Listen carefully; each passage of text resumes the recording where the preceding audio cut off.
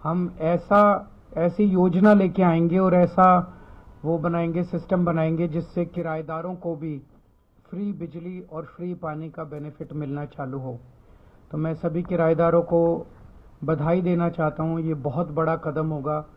दिल्ली में अधिकतर पूर्वांचल के किराएदार आते हैं, पूर्वांचल से लोग आते हैं जो किराए पे रहते हैं और बहुत गरीब होते हैं। मैंने देखा है एक एक बिल्डिंग में 100-100 लोग भी रह रहे हैं और इतने गरीबी की हालत में और इतने उसमें जब उनको सब्सिडी का और सरकार के बेनिफिट का नहीं मिलता तो उनको बड़ी तकलीफ होती है, फाइनेंशियली उनको बड़ी दिक्कत होती है। तो उन सब लोगों को अब फ्री बिजली पानी का बेनिफिट मिलना चालू होगा।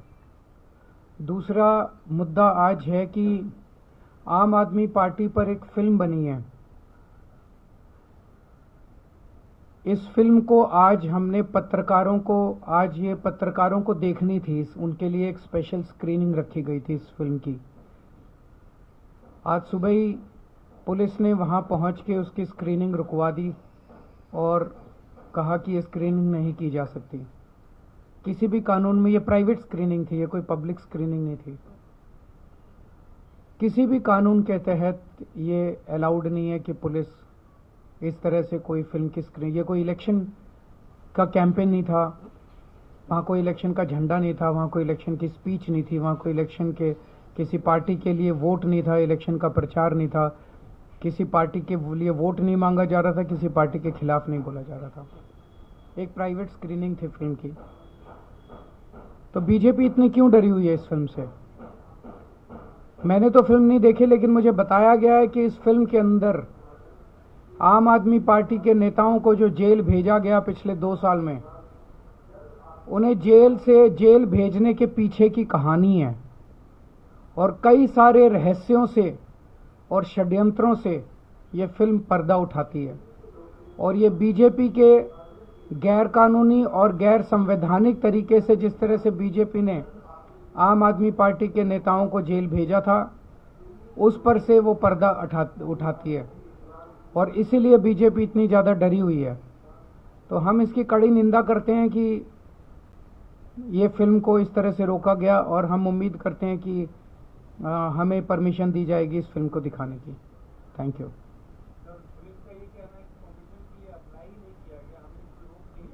किससे लेनी होती है परमिशन? कहाँ लिखा है? ये तो इलेक्शन का इवेंट ही नहीं है। पुलिस को बहुत समझाया गया, इसका इलेक्शन से कोई लेना देना नहीं है। वहाँ कोई इलेक्शन, कोई पार्टी का झंडा नहीं है, कोई प्रचार नहीं है, कोई वोट नहीं मांग रहे, किसी तरह का कोई इलेक्शन इवेंट नहीं है। गुंडागर्दी है, तानाशाही है।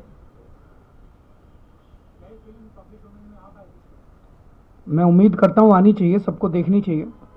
बीजेपी के कुकर्मों का सबको पता चलना चाहिए। मैं ये जानना चाहता हूँ, मोदी जी पे एक फिल्म बनी थी, विवेक अग्निहोत्री ने पिछली बार बनाई थी, उसकी जितने सिनेमा हॉल्स में देश में स्क्रीनिंग हुई थी, उसमें क्या इलेक्शन कमीशन से परमिशन ली गई थी? क्या उनकी हर हॉल में स्क्रीनिंग के पहले इलेक्शन कमीशन से परमिशन ली गई थी?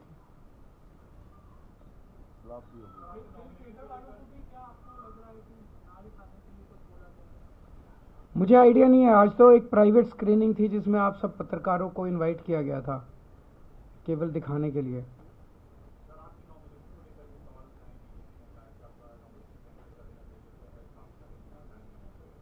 मैं समझता हूं कि सारा ठीक है, वो बीजेपी तो पूरी कोशिश कर रही है।